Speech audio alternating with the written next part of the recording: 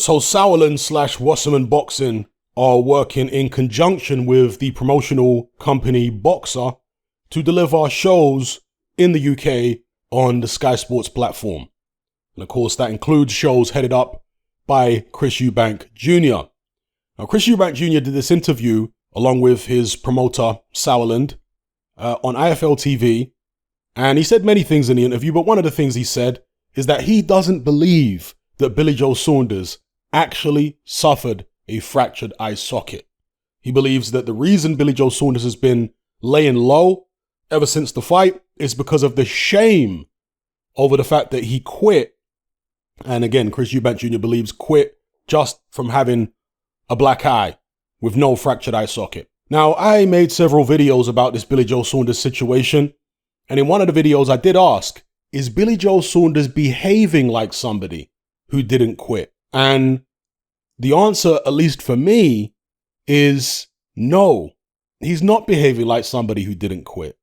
To me, he's behaving like somebody who did quit. As far as the fractured eye socket, no evidence was produced to show that he actually had a fractured eye socket. That doesn't mean he didn't have one. His medical information is private and confidential, and that's up to him if he wants to reveal it to the public. But if I was in that position and I genuinely had a fractured eye socket and I genuinely didn't quit in a fight, I would want to show the public in order to restore my reputation. Yeah, you don't have to. But again, in boxing, it's the court of public opinion that decides whether people want to watch you, that decides the purses you're going to get, that decides your legacy ultimately. And so if you care about all those things, because at the end of the day, if you're going to carry on in boxing, your reputation equals the money you're going to earn, right? So if you're going to carry on, you want to be able to maintain a good reputation with the public. Yeah. And when I say a good reputation, that doesn't necessarily mean the public have to like you, because you can be somebody the public hates, but they still want to tune in to watch you. But when it comes to things like quitting, that is something that does not go down very well with the public. They tend to be very turned off by fighters who quit.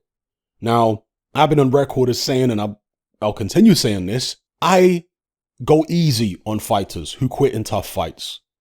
Yeah, and Billy Joe Saunders was in a tough fight. Whether he really had a fractured eye socket or not is besides the point for me, because it was a tough fight. He was shipping punishment. He did have some type of injury to his eye. Who am I to say what I would have done in that situation against one of the pound for pound best fighters in the world? So I tend to go easy on fighters who quit in situations like that in tough fights. I'm not talking about fighters who go in there and don't even try and get hit with a glancing blow and leap onto the canvas as if they've been shot. No, I'm not talking about those. I'm talking about guys who actually ship real punishment in tough fights and who come out and try. Yeah, if they quit, hey, it is what it is. I wasn't the one taking the punches. I don't know what it feels like to go that amount of rounds with an elite fighter and you're shipping punishment. You know, God knows how game most people would be in that position. So all that aside, I think Billy Joe Saunders probably is laying low for the reasons that Chris Eubank Jr. has said, because he knows that he quit in the fight and he feels ashamed because this is a very vocal guy, right? It's like when Deontay Wilder went missing after the Tyson Fury rematch. That's not like Wilder. Wilder's a guy who's always on social media. Wilder's a guy who's always boasting. Wilder's a guy who's always gloating. That's who he is. So for him to disappear and end up on milk cartons, have you seen this man? That's very strange. Okay? Same with Billy Joe Saunders, very vocal guy, but after the Canelo fight, this guy has been laying low. And I can only imagine that it is because what Chris Eubank Jr. is saying has some validity to it. But again, that's my opinion. Give me your opinions in the comment section below. And as far as Eubank Jr., he is fighting Sven Elbeer next. After that, presuming he gets past Elbeer, his promoter Sauerland in this interview says that he's going to be involved in a pay-per-view at the end of the year.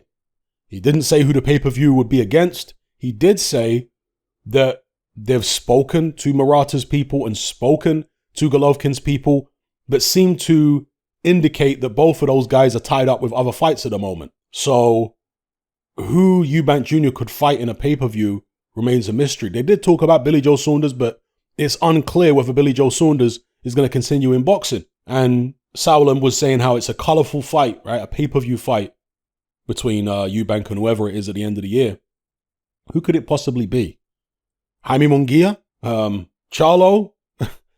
I'm thinking it's not anybody of that stature. I hope I'm wrong. Who else could it be? I really can't think. In the middleweight division, because that's apparently where it's going to be.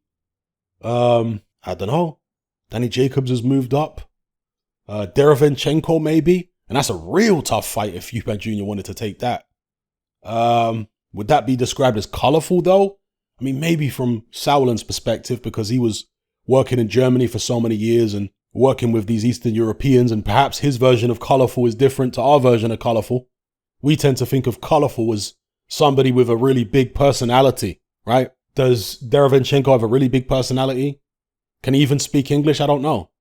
So, yeah, we can only speculate about that. Let me know what you guys think in the comments below about Eubank Jr.'s claims, right? Or his views on Billy Joe Saunders, him quitting against Canelo in the supposedly fractured eye socket.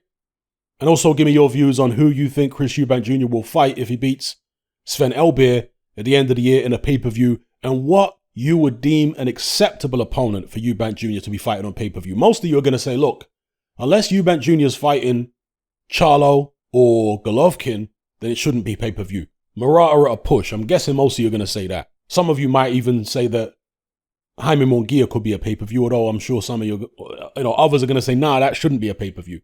Let me know, whatever the case may be, in the comments below. Come and join me on Patreon and access my weekly no-holds-barred, censorship-free podcast where we lift the lid on a wide range of controversial topics.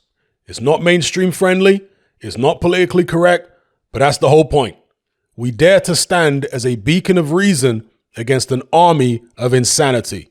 Just head on over to my Patreon page and select the tier called Hatman Hot Topics. You'll gain access to a minimum of 2 hours of exclusive content every single week, including podcasts, videos, interviews, live stream Q&A sessions, as well as my popular Confessions of a Nightclub Bouncer series. Not to mention a vast back catalog of hundreds of hours of previous episodes. You can listen via the Patreon app with the option to download in high quality MP3. We've also got a Discord server where you can come and chat and hang out with myself and other members. There's no contract, no commitment, and you can cancel at any time. So come and join our community of free and critical thinkers by signing up with me here on Patreon today.